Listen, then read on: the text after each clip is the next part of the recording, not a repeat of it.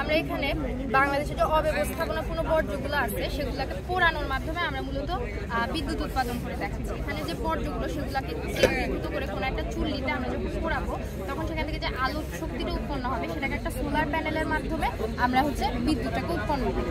এক্ষেত্রে আমাদের অনেক বেশি পরিমাণে কার্বন ডাইঅক্সাইড গ্যাস উৎপন্ন হবে। তো সেই কার্বন ডাইঅক্সাইড গ্যাসটাকে আমরা অন্য একটা পাইপের মাধ্যমে বদ্ধ ইয়াতে, যাতে এটা পরিবেশে ছড়িয়ে না যায়, এটাকে আমরা অন্য একটা বদ্ধ পাইপের মাধ্যমে নিচ থেকে উপরের দিকে একটা আলাদা চেম্বারে আমরা সঞ্চালন করবো এবং উপর থেকে মনোথেনাইল অ্যামাইন নামে একটা রাসায়নিক যৌগ, একটা রাসায়নিক তরল আমরা ফেলবো। তো এই তরল আর গ্যাসটা বিক্রিয়া করে কার্বামেট নামে একটা যৌগ সৃষ্টি করবে।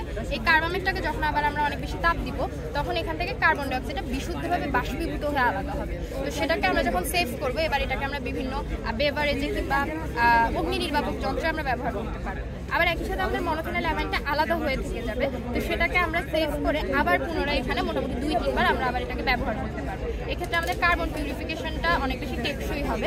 আবার আমাদের যে বর্জ্য থেকে বিদ্যুৎ উৎপাদনের যে প্রসেসটা সেটাও পরিবেশ বান্ধব হবে। আবার এক্ষেত্রে আমাদের আলোক শক্তিটাকে আমরা ব্যবহার করতেছি, তাপ শক্তিটাও ব্যবহার করে আমরা বিদ্যুৎ উৎপাদন চাইলে করতে পারি। আবার একই সাথে এখানে কিন্তু ওয়েস্ট যেগুলো তৈরি হবে পোড়ানোর ফলে সেগুলোকেও আমরা ব্যবহার করতে পারি। সেটা কিভাবে? যেমন আমরা যদি শুধু কাগজ জাতীয় বর্জ্যগুলোকে পোড়াই, সেখান থেকে যে অ্যাশগুলো হবে ওটাকে আমরা সিমেন্ট কারখানায় সাপ্লাই করতে পারি, কিংবা প্লাস্টিক পোড়ালে সেটাকে আবার আমরা রিসাইকেল করতে পারি। অর্থাৎ এই পুরো প্রসেসটা অনেক বেশি টেকসই এবং পরিবেশ বান্ধব হবে। আচ্ছা, আপনাদের ইয়াটা, আমাদের প্রজেক্টের নাম টেকসই এবং পরিবেশ বান্ধব উপায়ে বর্জ্য থেকে বিদ্যুৎ উৎপাদন আর মনোথেনাইল অ্যামাইনের মাধ্যমে কার্বন বিশুদ্ধকরণ।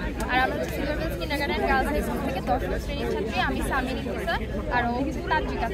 Okay, thank you.